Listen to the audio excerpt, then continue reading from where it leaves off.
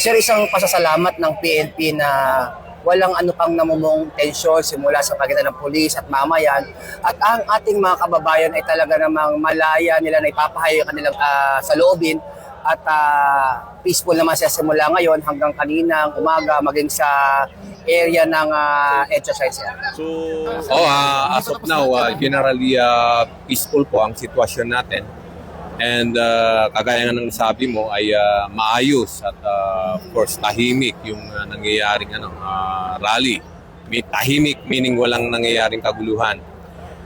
Ito ay i-attribute natin sa tuloy-tuloy na coordination between sa mga organizers at leaders ng mga nagrarally at sa mga ground commanders ng ating kapulisan.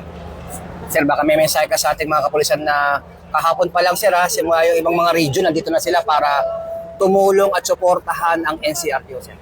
Sa ating mga kapulisan na na-deploy, tuloy nating gampanan ang ating tungkulin. At ang paalaala ng ating Chief PNP ay dapat i-observe natin ang maximum tolerance.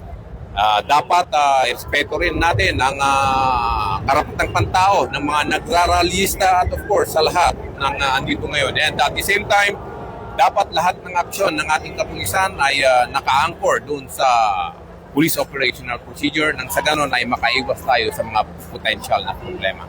Ako po ang inyong Police News Network Correspondent, Police Chief Master Sergeant Mauricio Bonilla Ruiz, alagad ng batas, tagataguyod ng Balitang Pulis.